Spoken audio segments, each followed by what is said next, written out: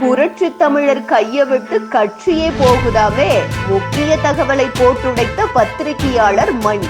2016ஆம் ஆண்டு சட்டமன்ற தேர்தலில் வெற்றி பெற்ற முன்னாள் முதல்வர் ஜெயலலிதா மறைவிற்கு பிறகு சொத்து குவிப்பு வழக்கில் சசிகலா உள்ளிட்ட 4 உச்சநீதிமன்றம் தண்டனை வழங்கிய நிலையில் இபிஎஸ் எனப்படுகின்ற எடப்பாடி பழனிசாமியை முதல்வராகவும் டிடிவி தினகரனை அதிமுகவின் துணை பொதுச் செயலாளராகவும் நியமித்து சிறை சென்றார். அதற்கு பிறகு முதல்வராக பதவியேற்ற எடப்பாடி பழனிசாமி தமிழகத்தில் ஆட்சி பொறுப்பை ஏற்றார். அப்போது தூத்துக்குடியில் நிலத்தடி நீரை மாசுபடுத்தும் ஸ்டெர்லைட் ஆலைக்கு எதிராக போராடியவர்கள் மீது காவல்துறையினர் துப்பாக்கிச் சூடு நடத்தியதில் 13 பேர் உயிரிழந்தனர். இந்த வன்முறைக்கு தொடர்பாக பழனிசாமி துப்பாக்கிச் சூட்டை தற்காப்புக்காக என்று அறிவித்தார். அதோடு ஸ்டெர்லைட் ஆலையும் மூட ஆணை பிறப்பித்தார். இருப்பினும் இவரது ஆட்சியில் குறிப்பிடத்தக்க விமர்சனங்களும் சில அவலங்களும் ஆங்காங்கே நடந்து கொண்டிருந்தது. அதனை ஒட்டி நிகழ்ந்த கொரோனா பெரும் தொற்று தமிழக மக்கள் மத்தியில் பெரும் பதற்றத்தை ஏற்படுத்தியது.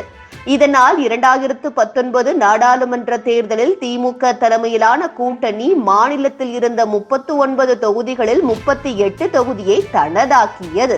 மேலும் 2021ஆம் ஆண்டு தேர்தல் அதிமுகவிற்கு பெரும் பின்னடைவை ஏற்படுத்தியதோடு தோல்வியையும் கொடுத்தது.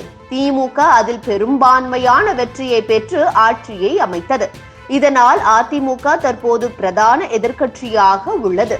இருப்பினும் கடந்த சில வருடங்களில் அதிமுகவிற்குள்ளேயே பல பிரச்சனைகள் மற்றும் விரிசல்கள், சர்ச்சைகளால் கட்சி 3ஆக பிரிந்ததோடு தமிழகத்தில் அக்கட்சியின் செயல்பாடு என்ன செய்கிறது என்பது குறித்த செய்திகள் மங்கத் தொடங்கியது.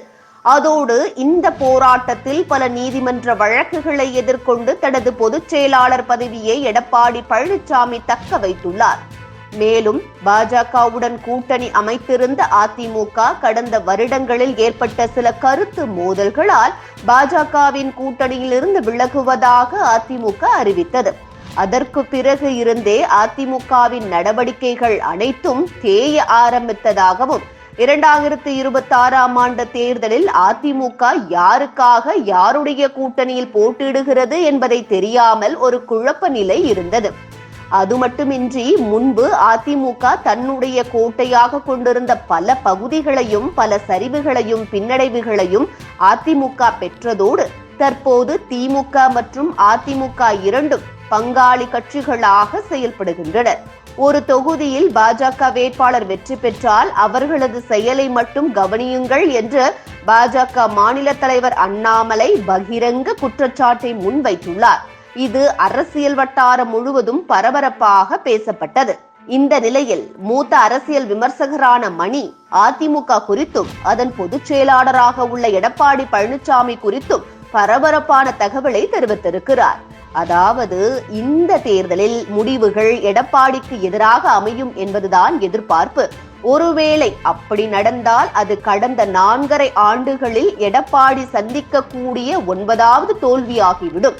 தற்போது 2026ஆம் ஆண்டு தேர்தலை அவர் குறிவைக்கிறார். இந்த தேர்தலில் அவர் சிறுபான்மையினரின் வாக்குகளை கைப்பற்றி விடலாம் என்பதற்காகவே பாஜகவை விட்டு வெளியேறினார். ஒருவேளை இந்த தேர்தலில் அவர் தோல்வியடைந்தால் 2026 வரைக்கும் எப்படி அவர் கட்சியை நடத்த போகிறார் என்பதே ஒரு கேள்விக்குறிதான்.